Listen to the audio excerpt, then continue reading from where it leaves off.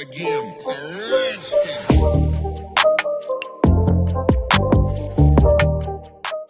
Hi guys, I'm Manisha and you are watching the review of Jewel Thief on The Real India. Let's dissect the film. Bollywood is well versed with heist films and we have our own standard template for such films. Some famous examples of which would be Don 2, Chor Nikal Ke Bhaga and the Dhoom franchise. The same template has been followed on this film too, but sadly only the template. 5 minute दो समझाती हूँ. As the trailer suggests, एक हीरा है जी, बड़ा ही बेशकीमती 500-700 करोड़ का, जिसे एक ही आदमी चुरा सकता है ऑफ कोर्स. वो कॉनमैन बड़ा ही क्लासी है, लोन वुल्फ है, गेटअप चेंज करता है और पुलिस के हाथ से हर बार फिसल जाता है. अब हाइस्ट फिल्म है तो लोग एक दूसरे को डबल क्रॉस भी करेंगे और हर 15 मिनट में नए नए ट्विस्ट एंड टर्न्स भी आते रहेंगे.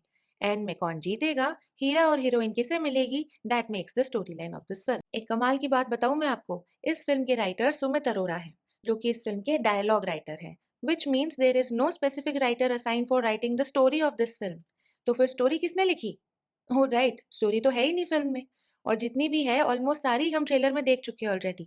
उसके बाद के ट्विस्ट सब बेमतलब के हैं जिसका कोई सेंस नहीं बनता. Now let's come to the template I was talking about. कहाँ होगी चोरी, आर्ट गैलरी या म्यूजियम में? वहाँ एंट्री कैसे मिलेगी, अंडरग्राउंड सीवेज टनल से.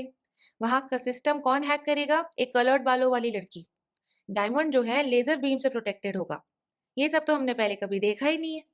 The story line of this film is very weak due to obvious reasons, मतलब राइटर ही नहीं है तो लिखता कौन. There is this world's best thief played by Saif Ali Khan who lives in London because he can't get arrested there. He nonchalantly roams around the city while two intelligence officers follow him 24/7 to know his whereabouts. Fair enough. But when he comes to India on someone else's passport, by the way, why can't you put out a search notice for him then?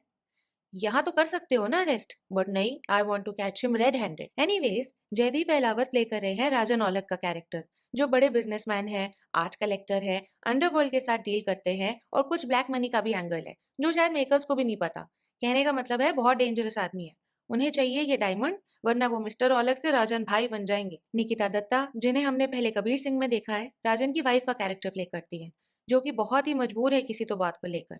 वो और उनकी मजबूरी दोनों ही काफी inconsequential story में. अरे हाँ, police, I completely forgot about them. बिल्कुल इस फिल्म के मेकर्स की तरह.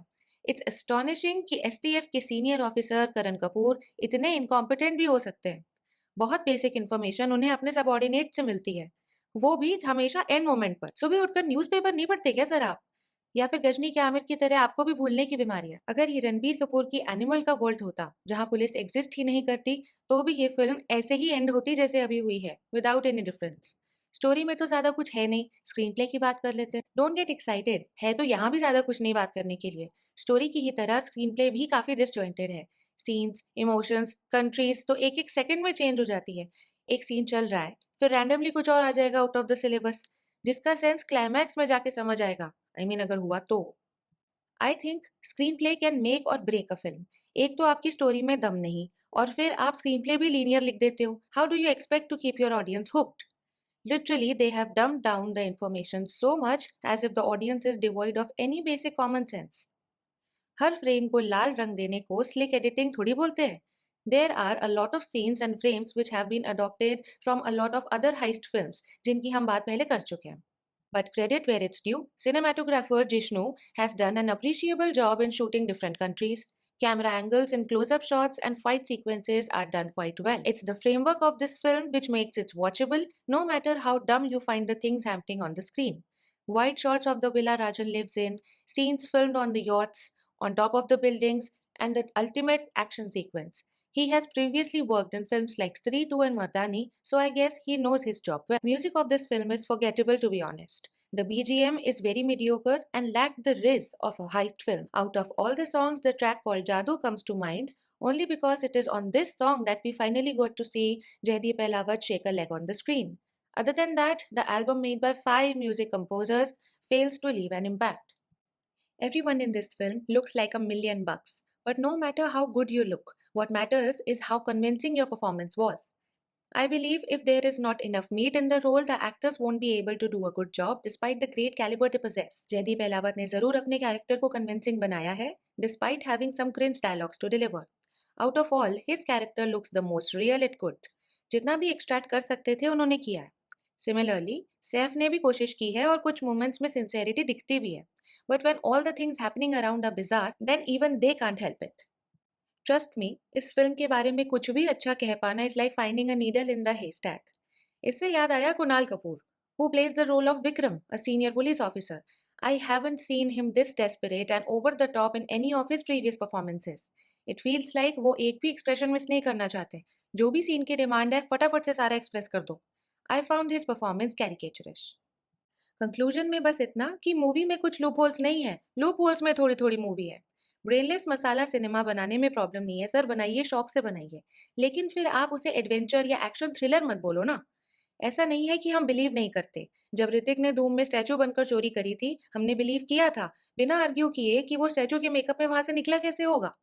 यहाँ तक कि 3 लोग जो देख नहीं सकते वो बैंक लूट सकते हैं, ये भी हमने बिलीव किया था आखिर फिल्म में। इसलिए ये कहना गलत है कि कुछ ज्यादा ही क्रिटिकल हो गए हैं लोग आजकल। नहीं भाई, शायद आपने हमें ज्यादा बेवकूफ समझना शुरू कर दिया है। It's all about conviction of the makers. Directors Kuki Gulati and Robbie Grewal must understand कि जिस इमोशन से आप फिल्म बनाते हो, ऑडियंस भी वही इमोशन रेसिप्रोकेट करती है, और यहाँ वो इमोशन शायद इग्नोरेंस था मेकर्स की तरफ से। कुछ भी बना दो ऑडियंस को तो क्या ही पता चलता है। तो अब आप देख लो फिर कि ऑडियंस की तरफ से आपको क्या रिस्पॉन्स मिलता है। It's a film with a lot of style, many beautiful international locations, but with zero story. You can watch it on Netflix if you really want to. Thanks for watching. Stay tuned for more such videos.